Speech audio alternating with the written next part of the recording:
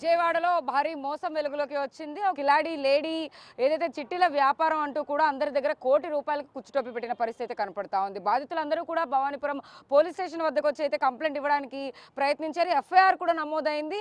బాధితులందరూ కూడా ఆవిడ మీద కంప్లైంట్ ఇవ్వడానికి వచ్చిన నేపథ్యంలో అయితే కనుక అక్కడ ఎంతమంది చాలా మంది వరకు అంటే ఇప్పటివరకు దాదాపు 20-50 మంది కూడా స్టేషన్ వద్దకు వచ్చిన పరిస్థితి కనపడతా ఉంది.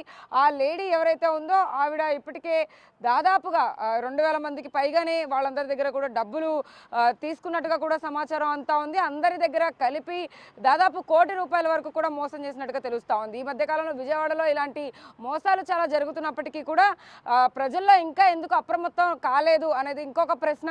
వాళ్ళనే అడిగి తెలుసుకుందాం. చాలామంది మహిళలే ఉన్నారు. వీళ్ళందరూ కూడా ఆవిడకే డబ్బులు కట్టిన పరిస్థితి, వీళ్ళ దగ్గర ఏవో ప్రూఫ్లు కూడా ఉన్నాయని కూడా చెప్తా ఉన్నారు. అమ్మ, ఏం జరిగింది అసలు? ఎవరు ఆ చంద్రలేఖ అనే లేడీయే ఖచ్చితంగా మిమ్మల్ని మోసం చేసిందని చెప్తూ ఉన్నారు.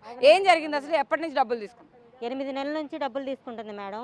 ఎవరైతే మేము ప్రశ్నిస్తున్నామో ఇంకా రాలేదేంటి లోను అన్నప్పుడు ఆవిడ ఏం చేస్తుందంటే వేరే వాళ్ళ దగ్గరికి వెళ్ళిపోయి వాళ్ళు నేను ప్రశ్నించినప్పుడేమో ఇంకొకరి దగ్గరికి వెళ్ళిపోయి వాళ్ళ ద్వారా డబ్బులు తీసుకుంటుంది మేడం. వాళ్ళు ప్రశ్నిస్తే ఇంకొకరి ద్వారా ప్రశ్నించి డబ్బులు తీసుకుంటుందండి. అలాగా ఒకరికొకరికి తెలియకోకుండా దాదాపు ₹1 కోటి మోసం చేసిందండి. సిబిల్ స్కోర్ లేదు, మీకు లోన్ వచ్చేసిద్ది, మీరు ఎట్లేదన్నా కానీ మాకు ఒక 5,000 కడితే మీకు 3 లక్షల లోన్లు ఇస్తాం, 3 లక్షల లోన్లు ఇచ్చినాక 30,000 మేము కమిషన్ తీసుకుంటాం, మీకు 20వ తారీఖున నెలకి ఇంత కట్టాలి అని మా దగ్గర ఒక్కొక్కరి దగ్గర 5,000 చొప్పున 2,000 మంది దాకా తీసుకున్నారు మేడం. అది మేడం, వీళ్ళందరూ నా తరపున అందరూ కట్టినోళ్ళు మేడం. వీళ్ళందరూ బాధితులే మేడం.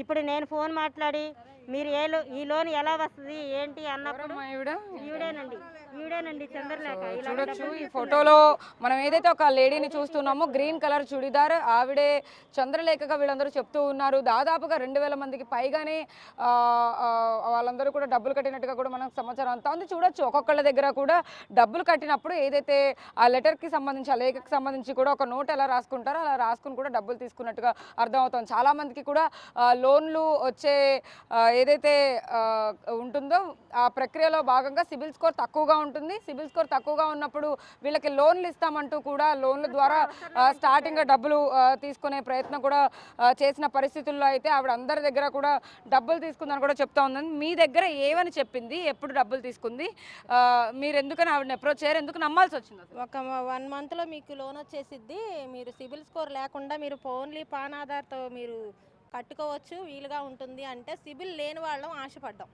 వచ్చిద్ది కట్టుకోవచ్చు అని.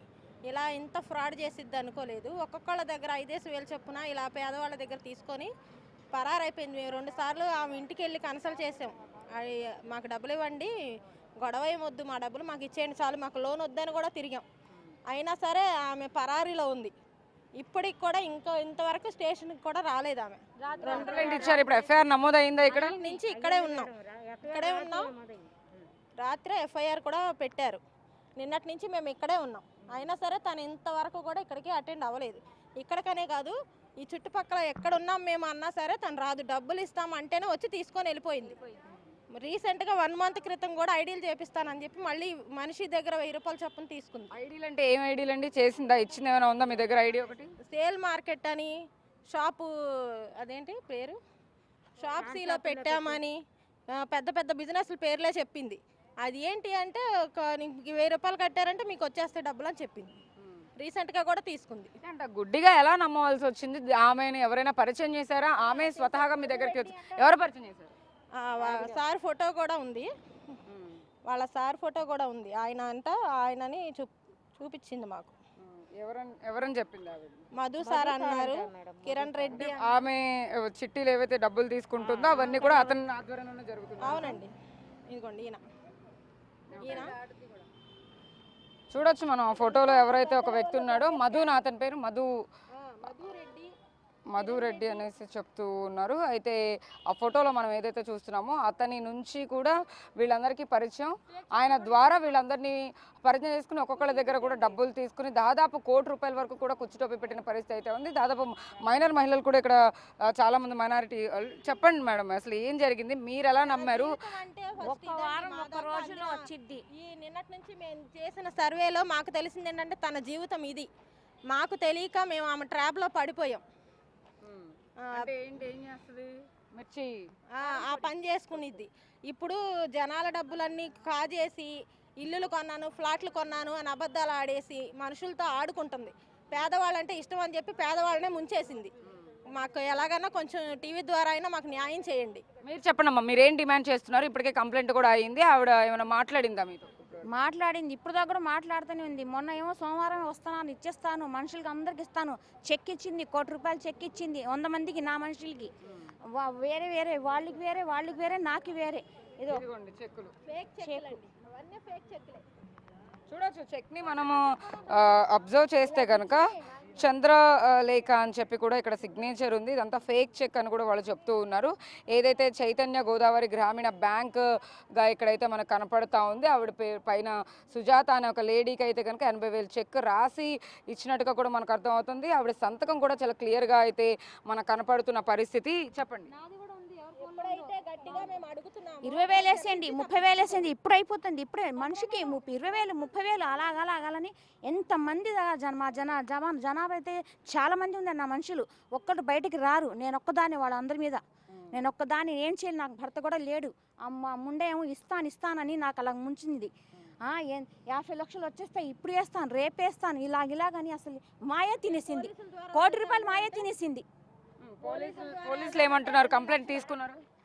రాత్రి పెట్ట బ్లాంక్ చెక్కులు కూడా చూడొచ్చు మనం. వీళ్ళతో బ్లాంక్ చెక్కులు కూడా ఇచ్చిన పరిస్థితి అయితే కనపడతా ఉంది. అందరికీ కూడా సేమ్ చైతన్య గోదావరి గ్రామీణ బ్యాంక్గా ఏదైతే బ్యాంక్ ఉంటుందో ఆ బ్యాంక్ చెక్కులు అందరినీ కూడా పంచిన పరిస్థితి. 80,000 ఒక చెక్కులో అయితే మిగిలినవన్నీ కూడా బ్లాంక్ చెక్కులుగా కూడా మనకు కనపడుతున్నాయి. బాధితులంతా కూడా కోరుకుంటుంది ఒకటే ₹1,00,00,000 చెక్ కూడా ఇచ్చిందని చెప్తుంది. బాబుని తీసుకుని మరీ వచ్చారు ఇక్కడికి. మీ దగ్గర నుంచి ఎంత వసూలు చేసింది? మా దగ్గర కూడా సేమ్ 5,000 చొప్పున ఒక 20 మంది 30 మంది నేను పెట్టించాను. ఒకళ్ళ దగ్గర ఒకరు అలా మేము 80 మంది మా వాళ్ళే. అలాగన్నా అందరికి ముంచింది. ఇదిగో ఇస్తా అదిగో ఇస్తా అని అసలు ఇవ్వట్లేదు. కేసు పెట్టాము, ఇప్పుడు దాకా రాలేదు. నిన్న వాళ్ళ ఆయన వచ్చారు మాతో పాటు, న్యాయం చేస్తా అన్నాడు, ఏమి న్యాయం చేయలేదు మాకు. పోలీసులకి వెళ్తాను, నేను 2 లక్షలు పడేసి నేను బయటకు వస్తాను, మీకు డబ్బులు ఎవరు ఇస్తారో అని అడుగుతుంది. మాకు న్యాయం జరగాలి, మా డబ్బులు మాకు కావాలి, లోన్ వద్దు ఏమొద్దు, మా డబ్బులు రిటర్న్ డబ్బులు మాకు ఇచ్చేయండి, ఇప్పించండి, ఎలాగైనా సరే మాకు డబ్బులు ఇప్పించండి. ఎక్కడికైనా తీసుకొని ఇస్తాం అంతమంది జనాలకి డబ్బులు. ఆమె దగ్గర పెట్టుకొని ఇంకా మాకు డమ్మీ కేసులు పెడుతుంది, వాళ్ళ ఆయనకి కిడ్నాప్ చేసామని పెడుతుంది. ఎందుకు పెట్టిద్ది? మాదని తప్పు ఉందా? వాళ్ళ ఆయన ఏం చేస్తుంటారు? తాపి పని చేసుకుంటాడు. నేను వాళ్ళ ఊరు వెళ్ళితే వాడికి వచ్చాడు మాతో పాటు. మీదేం తప్పు లేదమ్మా, నేను డబ్బులు ఇప్పిస్తానని చెప్పి వచ్చిన మనిషి వాళ్ళ ఆయన్ని మాట్లాడి వాళ్ళ ఆయన తీసుకెళ్ళిపోయింది. మరి మా డబ్బులు ఎవరు ఇస్తారు? ఇప్పుడు దాకా రాలేదు. మేము పిల్లోడు తీసుకొని ఊరెళ్ళి మరి ఇక్కడే ఉన్నాను నిన్న నుంచి. మేము ఇప్పుడు దాకా ఇక్కడికి రాలా, సమాధానం చెప్పలా. ఎందుకు రాదు? ఇంతమంది ఆడోళ్ళది చెల్లిద్దా? దాన్ని ఒక్కడిది చెల్లిద్దా? మాకు అది కావాలి. సో అది పరిస్థితి. లోన్లు ఇస్తామంటూ కూడా మోసం చేస్తూ వాళ్ళ దగ్గర నుంచి డబ్బులు అయితే వసూలు చేసిన పరిస్థితి కనపడతా ఉంది. ఒకవైపు మిగిలిన బాధితులందరూ కూడా కంప్లైంట్లు ఇచ్చిన పరిస్థితుల్లో అయితే కనుక ఆవిడ ఇప్పుడు ప్రస్తుతం పరారీలో ఉన్నట్టుగా కూడా అర్థమవుతా ఉంది. ఆమె మీద ఎఫ్ఐఆర్ నమోదు కూడా అయింది. రైట్ సైడ్ బాక్స్లో చూస్తే కనుక మనకు ఆ ఎఫ్ఐఆర్ కాపీ కూడా భవానీపురం స్టేషన్లో ప్రస్తుతం అయితే ఉన్న పరిస్థితి అయితే కనపడతా ఉంది. లోన్లు తీసుకునేటప్పుడు అందరూ చాలా జాగ్రత్తగా ఉండాలి. ఎందుకంటే సిబిల్ స్కోర్ లేకపోతే ఎవరికి కూడా లోన్ తీసుకునేటటువంటి అర్హత ఉండదు. ఎవరైనా వచ్చి మీకు సిబిల్ స్కోర్ లేకపోయినా పర్వాలేదు, ఇంత డబ్బులు కట్టండి అని ఎవరైనా అప్రోచ్ అయితే కనుక ఇలా మోసపోకుండా ఉండడానికి ఖచ్చితంగా ఇది ఒక ఎగ్జాంపుల్ అని చెప్పొచ్చు. విజయవాడలో ఇప్పటికే చిట్టీల వ్యాపారాలతో అందరినీ మోసం చేస్తూ కూడా అనేక కేసులు వచ్చినప్పటికీ కూడా ప్రజల్లో కొంత ఏదైతే రియలైజేషన్ అయితే ఇంకా రానట్టుగా కూడా మనకు అర్థం అవుతుంది.